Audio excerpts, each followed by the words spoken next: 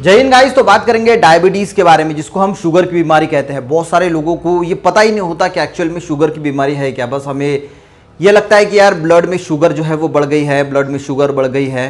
तो आज हम जानने की कोशिश करेंगे कि एक्चुअल में ये डायबिटीज की बीमारी क्या होती है, यानी जो ब्लड में शुगर बढ़ती है तो वो कैसे बढ़ती है, इसके बारे में तो बहुत कुछ सीखने को जरूर मिलेगा गाइज। अगर आप डायबिटीज के पेशेंट हैं तो इसे जरूर समझने की कोशिश करें, और नहीं भी है तो भी समझने की कोशिश करें कि यह डायबिटीज एक्चुअल में शुगर की बीमारी है या दूसरा कुछ है जिसको हम प्रिवेंट कैसे कर सकते हैं। देखिए, डायबिटीज हम बोलते हैं कि शुगर जो है वो हमारे ब्लड में बढ़ गया। अब देखिए, कोई भी इंसान खाना खाता है, ठीक है, वो जो खाना होता है इसमें होता है गाइस कार्बोहाइड्रेट, यानी हम कार्बोहाइड्रेट जो है वो खाते हैं। 90% खाने में जो है वो कार्बोहाइड्रेट ही होता है। अब ये खाना खाने के बाद जो है वो हमारे स्टमक में जाता है, और स्टमक में जाने के बाद ये स्टमक में गया, उसके बाद जो है वो इंटेस्टाइन में जाता है।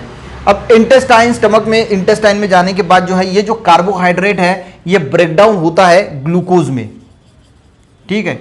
ग्लूकोज को ही हम क्या कहते हैं, सिंपल भाषा में हम कहते हैं शुगर, ठीक है। यानी हम नॉर्मल जो खाना खाते हैं वो कार्बोहाइड्रेट के फॉर्म में वो अंदर गया, पेट में गया, उसमें से क्या बना, ग्लूकोज बना, और ग्लूकोज यानी क्या होता है, शुगर। और ये ग्लूकोज बनने के बाद जो है ये ब्लड में जो है वो चला जाता है। हमारी जो ब्लड है, जो ब्लड फ्लो हो रहा है, इसमें जो है ये ग्लूकोज चला गया, ठीक है। यहां तक आपको समझ में आ गया होगा। अब ये ग्लूकोज जो आपके ब्लड में चला गया है, तो सबसे पहले हम एक नॉर्मल लिमिट समझ लेते हैं, जो हम कहते हैं कि ब्लड जो शुगर है वो कंट्रोल में है। तो खाना खाने के पहले जो है वो 100 mg पर डेसीलीटर जो है इसकी रेंज होनी चाहिए, और खाना खाने के 2 घंटे के बाद ये रेंज होनी चाहिए 140 mg पर डेसीलीटर। यानी इससे ज़्यादा जो है वो अगर नहीं होती तो हम कहते हैं कि जो ग्लूकोज है वो जो है वो कंट्रोल में है, ठीक है। अब देखिए, यहां तक मैंने कहा कि जो हमारे ब्लड में ग्लूकोज जो है वो चला गया, ठीक है। अब ये जो हमारे ब्लड में ग्लूकोज है, ये ग्लूकोज गाइस हमारे बॉडी में जो सेल है, मैंने यहां पे एक सेल निकाला है, ठीक है, आपको समझने के लिए। ये सेल है, सेल यानी कोशिका। अगर मैं बात करूं कि हमारे बॉडी में ट्रिलियंस ऑफ कोशिका है, सेल्स है, तो ये ग्लूकोज ब्लड में से जाता है हमारे सेल में, क्योंकि एनर्जी जो प्रोडक्शन करना होता है, एनर्जी के लिए जो है ये ग्लूकोज सेल में जाता है। पर सेल में जाने के लिए यहां पे इंसुलिन होता है, ठीक है। मान के चलो कि यहां पे इंसुलिन है, तो इंसुलिन जो होता है, ये इंसुलिन जो है ये बनता है हमारे पैनक्रियाज में, ठीक है। जो पैनक्रिया नाम का जो ऑर्गन होता है, यहां पे इंसुलिन बनता है। ये मैंने निकाला यहां पे इंसुलिन।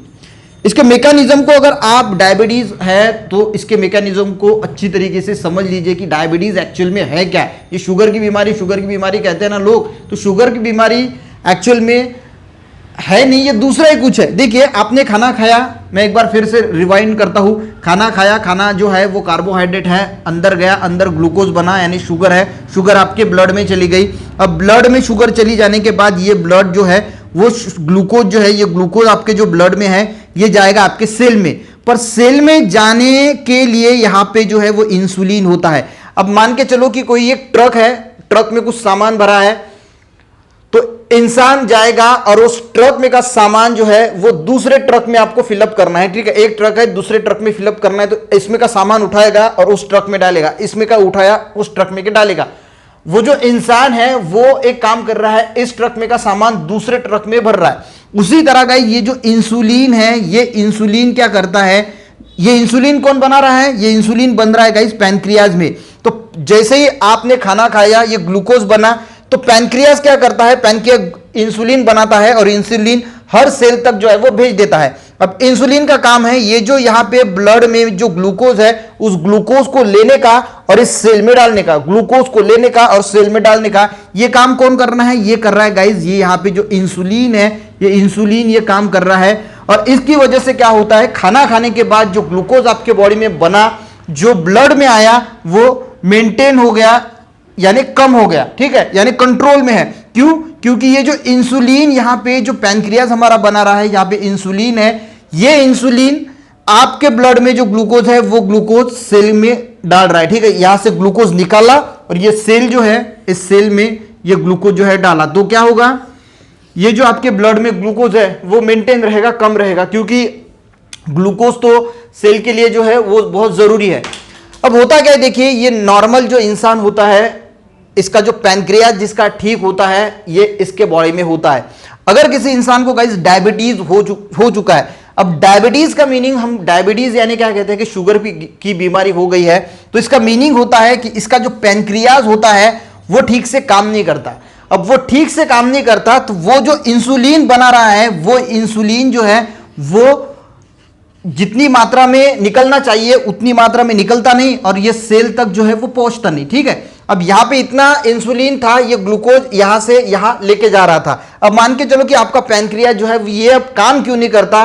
देखिए लोग कोई एक्सरसाइज नहीं करते, सब शाम से सवेरे सिर्फ पैसे के पीछे दौड़ रहे हैं, तो एक्सरसाइज के लिए लोगों के पास टाइम नहीं, कुछ योगा नहीं करते, कुछ भी नहीं करते, बॉडी के लिए कुछ काम ही नहीं करते। तो इस कंडीशन में वो पैनक्रियाज धीरे धीरे, देखिए हर प्रकार की बीमारी आज आप एक्सरसाइज नहीं करते उसकी वजह से होती है, तो उसी टाइप ये पैनक्रियाज भी जो होता है वो भी अपनी जो वर्किंग कैपेसिटी है उसकी कम होती है, और जिसकी वजह से फिर ये इंसुलिन जो है वो जितनी मात्रा में बनना चाहिए उतनी मात्रा में बन नहीं पाता। अब यहाँ पे ये सेल है, तो एक्चुअल में ये बीमारी शुगर की है ही नहीं, ये बीमारी इस पैनक्रियाज से बनने वाली इंसुलिन की है। आपका पैनक्रियाज जो है वो इंसुलिन को बना नहीं पा रहा है, वो पैनक्रिया खराब हो चुका है, ये बीमारी है।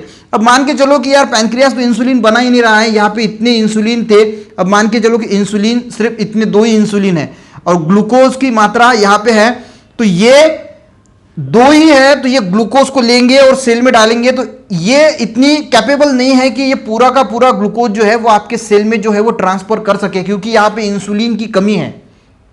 ठीक है, अब ये जो हम खाना खाते हैं कार्बोहाइड्रेट, ये भी 2 प्रकार का होता है, एक होता है सिंपल कार्बोहाइड्रेट और एक होता है कॉम्प्लेक्स कार्बोहाइड्रेट। यानी जो हम हमारी रोटी वगैरह खाते हैं वो कॉम्प्लेक्स है, इससे भी शुगर ही बनता है।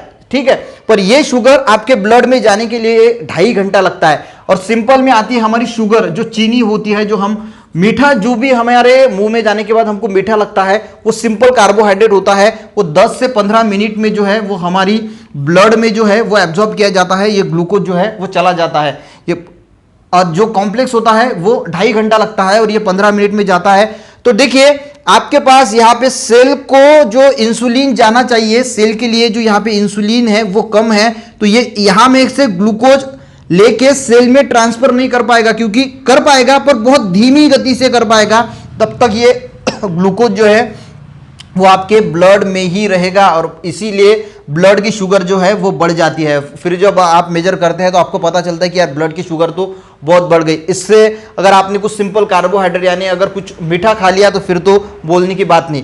अब गाइस होता यह है कि आपकी ब्लड की शुगर जब बढ़ती है तो ये माइक्रो एंजियोपैथी बनाती है। माइक्रो एंजियोपैथी यानी माइक्रो यानी छोटी, एंजियो यानी ट्यूब्स। ठीक है, यानी माइक्रो एंजियोपैथी जो है वो डिसीज है कैपिलरीज का, जो छोटी छोटी कैपिलरीज होती है, जो ब्लड वेसल्स होती है, ये डिसीज को माइक्रो एंजियोपैथी कहा जाता है। यानी देखिए आपके ब्रेन में जो छोटी छोटी कैपिलरीज है, आंखों में जो छोटी छोटी ब्लड वेसल्स यानी जो कैपिलरीज है, हार्ट में जो है वो किडनी में है, तो ये जो है ये डैमेज करना शुरू हो जाती है, क्योंकि आपके ब्लड में ज्यादा क्या है, ग्लूकोज की मात्रा बढ़ चुकी है।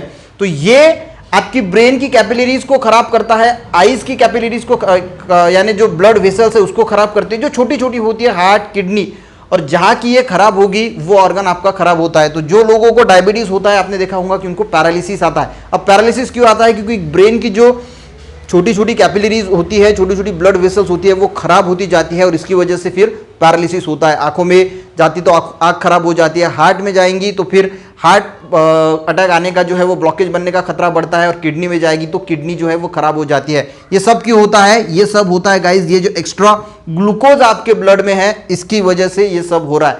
तो इस वजह से ये सब होता है। तो guys prevention is better than cure कहा जाता है कि रोग होने ही ना दे, क्योंकि देखिए एक बार आपकी पैंक्रियाज खराब हो गई तो फिर ये इंसुलिन कम होगा, इंसुलिन कम होगा तो इतनी बड़ी जो है वो दिक्कत होगी।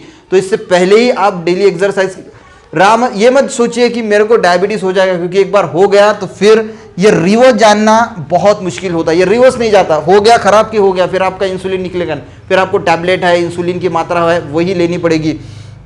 देखिए बहुत, अगर आपको ऐसा लगता है कि ये हो चुका है आपको डायबिटीज, तो कुछ कुछ ऐसे योगा होते हैं, योगा आप डेली जो है वो चलने की एक्सरसाइज कीजिए। एक्सरसाइज में क्या होगा, ये जो एक्स्ट्रा ब्लड में आपकी ग्लूकोज है ये टूटेगा और ये यूटिलाइज होगा, ठीक है। इसी के साथ कुछ योगा जो होते हैं, जो पैनक्रियाज को जो योगा गुरुज होते हैं वो आपको बताएंगे, जिससे क्या होता है इस पैनक्रियाज पे प्रेशर आता है और ये पैनक्रियाज का जो काम ये ठीक नहीं कर रहा है वो करने की कोशिश फिर से हम इस योगा से कर पाते हैं। तो योगा इसमें बहुत ज़्यादा जो है वो फायदा देता है।